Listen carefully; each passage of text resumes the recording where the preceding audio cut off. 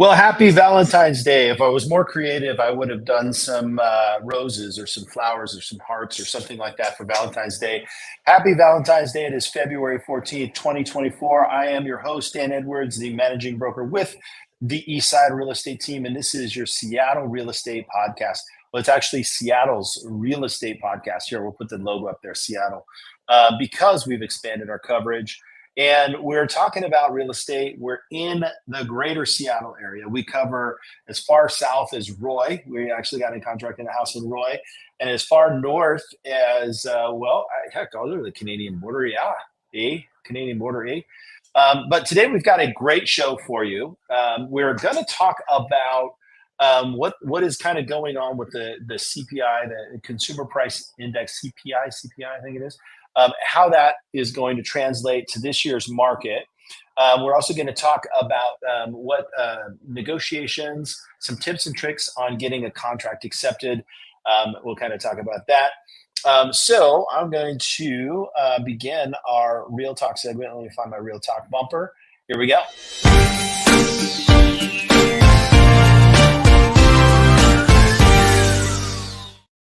So in our Real Talk segment, I thought we'd just have a little conversation here about what is going on with getting an offer accepted. So obviously, when you decide that you've identified a house that you want to purchase, hopefully you're working closely with a five-star realtor like myself in order to understand what they can expect in the way of competition for these homes.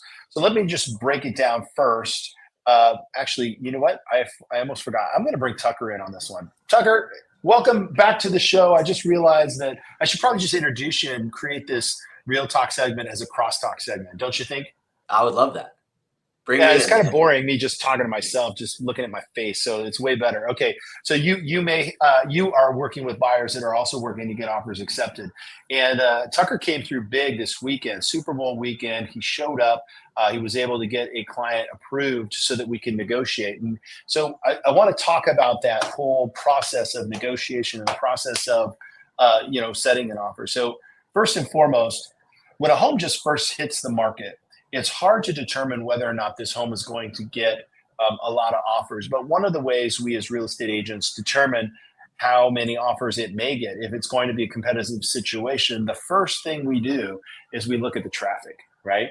So the traffic when it comes to real estate is really how we determine when we're representing sellers, an expectation of will we see multiple offers. So on any given weekday, we can have anywhere from 8 to 12 showings. If you're going to see, according to the National Association of Realtors, for every 12 qualified buyers that go through tour a house, you can expect an offer. So if you're getting 8 to 10 showings in a day, that tells you that's going to be a multiple offer situation.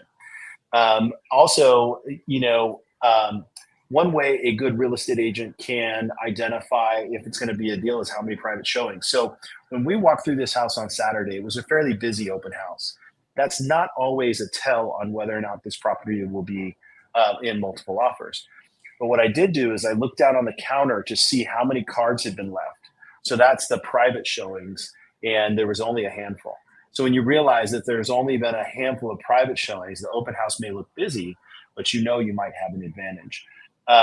So Tucker, last time you bought a house was what, 2000, didn't we say 2018, was it? 2020. 2020. So this was a fairly busy time to buy a property, right?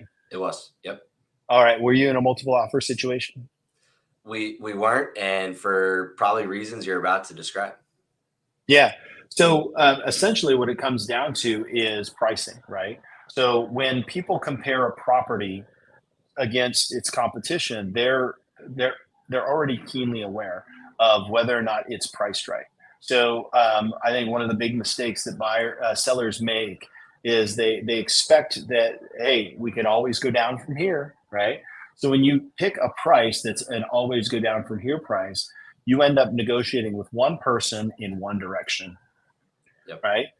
So I heard tell of a agent who was listing homes for $1 down in Southern California. They'd list it for $1. And I think they got their mirrors kind of kicked off a couple of times because agents were not happy with the lack of intel, and they felt like it was just a scheme. At the end of the day, the price ended at the fair market price after several offers. But the truth is we know, right? As real estate professionals, we know. So tell me your specific story. Was it an overpriced property? It wasn't. We just being in the industry, we knew. So the property came on a Thursday. Came on, middle of the afternoon. We had our pre-approval lined up. Clearly I did my own pre-approval, and we were ready to go. We had neighborhoods picked. We had a certain, home that we were looking for. We had our realtor on speed dial, and what we did was the right home came on the market on Thursday. We viewed it first thing. We were the first showing on Friday morning. It checked enough boxes, and we made an offer right there that expired that night, so that it didn't get to the open house, because by Monday we expected it to be multiple offers. And so we made the seller decide, do they gamble and let our offer expire, or wait and see what comes on Monday?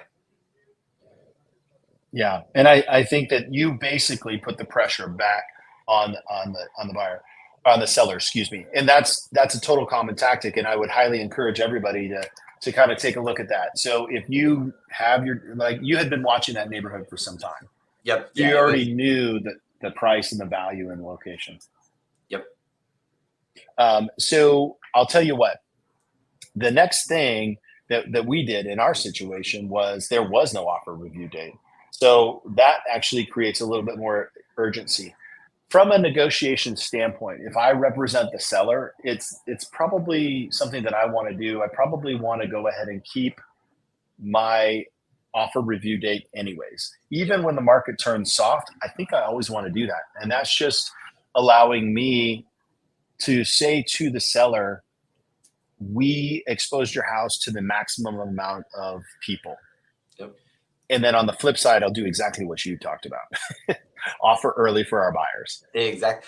Dan, we didn't expect them to accept it. We just thought we're going to give this a shot. And they didn't have a review date. They just had open houses scheduled for Friday and Saturday. And so we assumed that they were going to tell us, hey, we would like to go through the weekend. Our seller would like us to, do exactly what you said, get the most eyes on the property. We said, that's fine, but we may or may not be back with an offer then. Yeah. And that's a chance that they're taking. And I think too, that plays on a little bit of the emotion of what the buyer or the seller need. What is it they need? So if you look at it from a situation of intel, so this is negotiations, is I called that agent right after I had met with my clients. I said, would you please send over the inspection report? Tell me what your client's motivation is. And I will say, 100% in defense of him, is he's solving a problem for his client, right? And they got exactly what they wanted. They got a deal that closed when they needed it to, with a rent back that provided them the ability to move into their new home. And so, everybody thinks that price is always the factor, but it's not.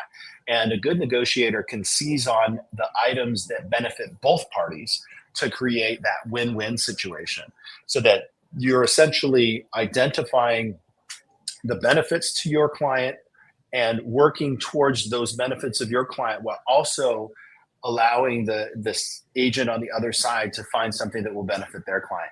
It does not have to be a win-lose. As a matter of fact, the best transactions are win-win, right? Everybody's happy about what they got. That's so cool. So cool. All right. So the moral of this story is, somebody that has a lot of experience in negotiating can share with you that the most important thing in choosing a real estate agent is to finding somebody who focuses on your needs and is willing to negotiate hard for everything that you want, fits your personality, has a good conversation.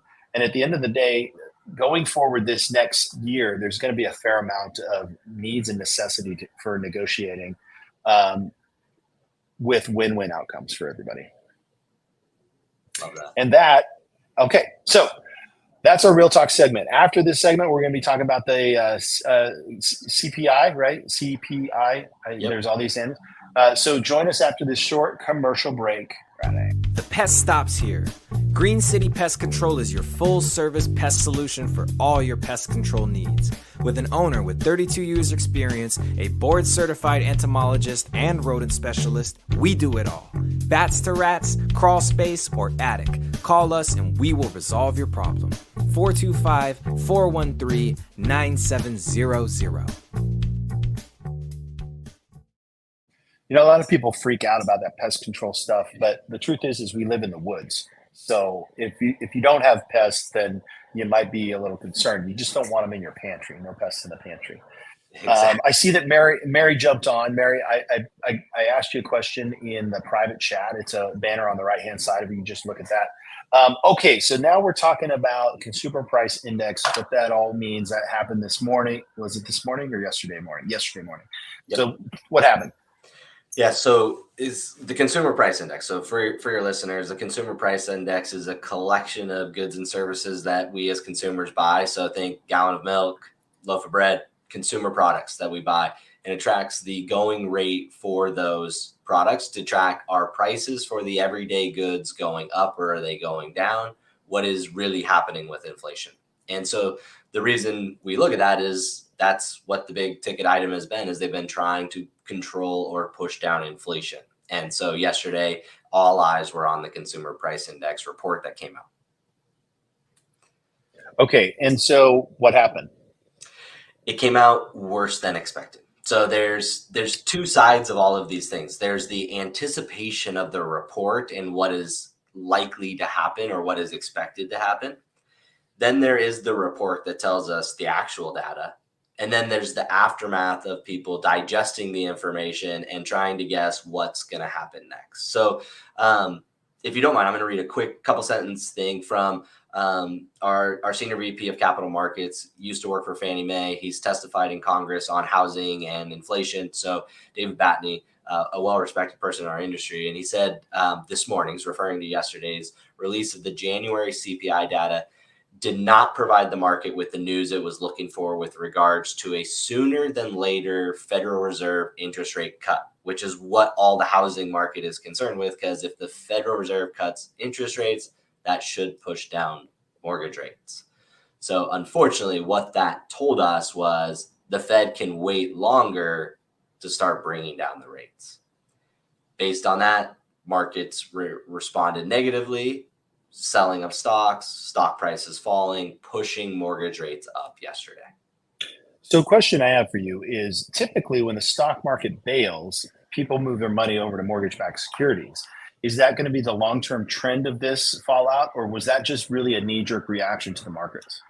It was totally a knee-jerk reaction, but that's exactly what happened. Is the MBS, so exactly what you talked about, is the price of mortgage-backed securities went up, making them more attractive. So wouldn't that lower the interest rates eventually? No. It just raises them, basically. Yeah. So when the stock market is booming, interest rates go down. Got it. Okay, I always had that. I knew that was the case. Yeah. So basically, it was a perfect storm of bad news. Basically, that inflation did not slow down as much as was projected. Exactly. And it was really what, it was 3.2 versus 2.9. Is that exactly what it was? Yeah. Okay. Yeah, roughly. The CPI data comes in, multiple variances, year over year numbers, month over month, things like that. So there's multiple numbers. So depending on what we're looking at, but yeah, the year over year number came in at 2.9 and 3.7, which was just off. It wasn't what we had anticipated. And so mortgages traded at a higher rate yesterday. So if people are actively buying right now, what do you suggest? Like if they're planning this season, right, to buy, what are you suggesting? I'm always hesitant to try to help people time the market because it's very hard. There was a day about 14 days ago where interest rates hit like a super low number, about low sixes for a short window. So those clients that locked that day, if they were trying to time the market, they timed it perfectly. But to your point in our prior section, the home might not have been ready yet. They might not have made offers. They might not have been ready to lock the rate. So what I always tell people is, one, make sure you're in pretty constant communication with your lender to be able to relook at numbers and give you real in-time estimates so you can track the movement of interest rates. If we're shopping at $1 million purchase price and interest rates change, we want to be able to articulate what does that mean for the buyer's monthly payment, and are they still comfortable at $1 million, or did the interest rate move too far and is it no longer comfortable and we should be lowering the target price that they're looking at, and vice versa when rates change. Yeah, I think one thing that's important to suggest on this is when it comes to interest rates and these effects, it's far less volatile than it was last year this time. Unfortunately, we have this PTSD that every time something is good news or bad news, we think rates are going to just jockey up to 9%. The truth is we had a jump above 7 and it's slowing down a little bit, right? So it's just a tiny little hit, tiny little bump. And I think like for people to kind of over dramatize it's what we talk about, right? And obviously it's the world that we're in, but in the bigger picture of purchasing, is trying not to get caught up in well, is it going to go down here or up there, or when's the next time a CFP? Is it every 2 months or something like that? Yeah, roughly. I'm not sure offhand. I think that technically it releases every month, but the big ones are right before the Fed meetings. And so we had a Fed meeting at the end of January. So all eyes were on this, because when the Fed released notes from their past meeting, they said, depending on that CPI data, we're thinking we'll lower rates in May. If it's higher than expected, it could be June or July. So what that told everybody is it's going to be longer later in the year before they lower rates. Gotcha. Okay. Very good. Well, again, let me find your banner, and remember, everybody, you can reach out to Tucker and call him 425-757-9202 to kind of get the latest on your situation. Everybody's interest rate is different. And what I mean by that is every individual person's interest rate is different. It's all about the customer service. Tucker showed up Super Bowl Sunday, got my client pre-approved. We were in escrow we were mutual before the fourth quarter. So the guy can get it done. You can bother him while he's sitting on the toilet. If he's up skiing in the mountain, just call Tucker. He'll answer the phone and get you pre-approved. Maybe not while on the toilet. That's kind of gross. Yeah. Well, if I'm on a black diamond, I'll get to the bottom before I answer. Get to the bottom first, and then he'll call you back. All right. Very good. Okay. We have a new segment. We haven't actually named that new segment yet, but we're going to welcome to our, after this short commercial break. Hold on. Let me get to my commercial breaks. And we've got a new segment called, let's see, what were the options? We've got a couple options. We'll name them. One of them could be Mary's Local Lens, or Mary's Neighborhood Nook, or Neighborhood News Flash with Mary. No flashing in the neighborhood, Mary. That's weird. All right, so we're going to have take a quick commercial break, and we'll welcome Mary to the show. Are you wearing too many hats in your small business? Finding yourself wondering where the time went? Do you ever get frustrated with technology that should just work? Then you need Nerds to Go, America's small business IT department. 425-800-NERD. At Nerds to Go, we provide friendly, professional, and reasonably priced solutions for small business owners. From network troubleshooting to hardware repair or training, let Nerds to Go be your IT department. Call Nerds to Go today. We'll come to you. 425-800-NERD. That's 425-800-NERD. All right. Welcome to the show, Mary Abraham. She's an agent on the team, the Seattle real estate team. And Mary and I were talking about doing a segment about neighborhoods across the greater Seattle area. So we might come up with this cool bumper and all that stuff, but neighborhood, I put Neighborhood News Flash with Mary. That's kind of our thing right now. We're going to keep it G-rated. So Mary, talk to me. What neighborhood did you pick today? I picked the Alderwood neighborhood in Linwood, Washington, Dan. Alderwood, that's awesome. So tell me about Alderwood.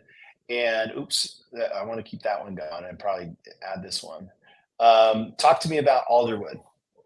Yes. Where is that located exactly? It's about 12 miles north of Seattle in Linwood, which is adjacent to Edmonds, Bothell, Kenmore, in that vicinity. Okay, cool.